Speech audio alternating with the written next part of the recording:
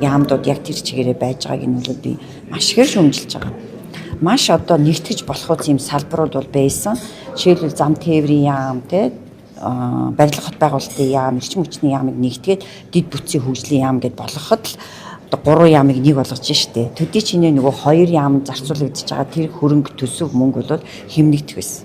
За мөн хүний хөгжилтэй холбоотой яам гэх юм бол одоо боловсролын яам, соёлын яам, за яг хөдөлмөр нийгмийн те хүний асуудалтай гэдэг утгаараа хөдөлмөр нийгмийн хамгааллын яамыг ч гэсэн оруулаа гэхэд хүний хөгжлийн яам ч гэдэг юм үндэхгүй те бас ингээд оруулаад хүнтэй холбоотой асуудлаа шийднэ гэвэл дахиад 3 яамыг нэг болгож цомготгож болох байсан.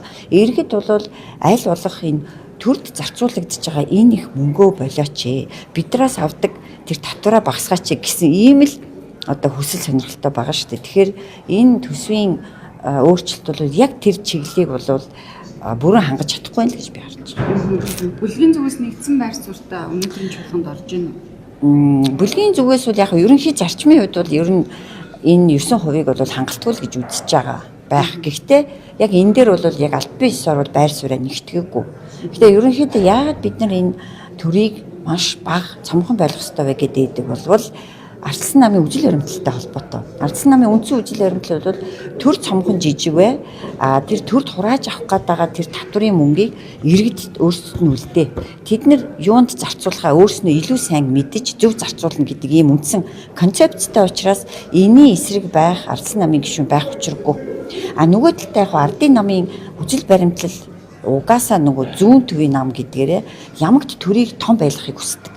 Тэгээ нэг талаасаа энэ намын буруу биш юм шигтэй. Яг бол энэ намыг сонгож авсан үжил баримтлал нь тийм учраас тэгээд том байлгах нь эргээд ямар хөшүүргээр хийгдэх вэ гэхээр асар их татвар л хурааж авж ш тэр татврын мөнгөөр л тэр том төр чинь тижээгдэн ш. Тэгэхээр үндсэндээ концепцийн хувьд бол энэ хоёр намын гол зарчмын зөрүү бол үүн дээр оршдیں۔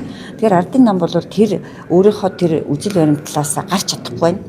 Өнөөдөр Монгол улсын нөхцөл байдал ямар байгаагаа тэ зүгээр бодитоор дүгнээд маш дөрвтэй олон нийтийн төлөө энэ зарчмын зөрүүтэй дөрвтэй өөрчлөлтийг хийж чадахгүй байна л гэж харж байна. Тэгэхээр байнгын орооны уралдаан дээр хяналтын одоо хэл төрөлжлөлт үндэсний орог буулгаж татан болгосонтой холбоотой улсын хурлын гишүүн Нарын чанарын зүгээс ардчилсан намынх нар хяналт хийхгүй. За олох бол одоо цөөхөрөө дарлуулна гэж байхгүй гэдэг ийм агуулгыг бол хүндсэн. Жишээлбэл одоо хяналтгүй явахыг хүсэж байгаа юм уу? Яг энэ тал дээр одоо жишээлбэл бодлогын тэгээд ямар өөрчлөлт хийх юм? Бидний болоо саналыг бол өчтөр төв одоо байнгын ороо хянгалаа шүү дээ. Өчигдөр байнгын ороогоор бол одоо 3 байнгын хорог татан болгох. Тийм үү? Тэр асуудлыг бол ярьсан.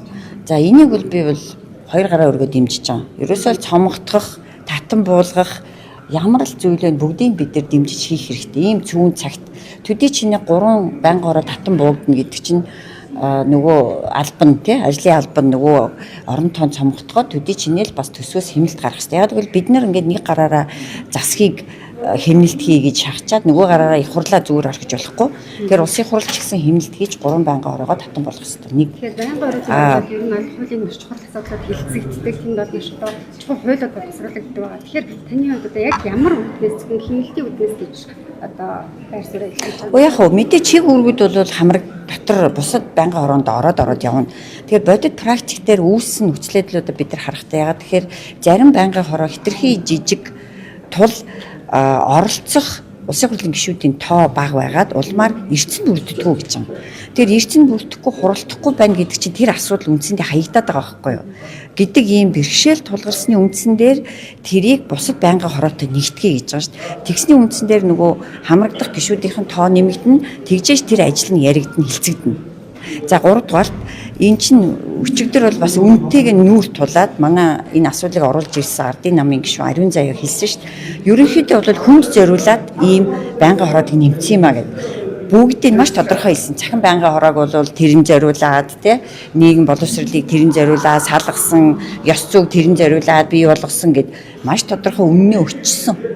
Тэгээ одоо тэр хүнд зориулж аливаа бүтц хийдгээ болиё гэж өөрснөө сайн дураараа санаачлаг гаргаад оруулж ирж байгаад нь би өөр сайшаасан. Сайн байна та бүхэн тий бас үнтэйгээ нүүр тулаад ингээд хүнд зориулсан бүтцээ болиулаа. Дээрээс нь хэмнэлтийнхаа энэ зарчмыг бас дагж ийна гэсэн юм би бол байр суурьтай байгаа.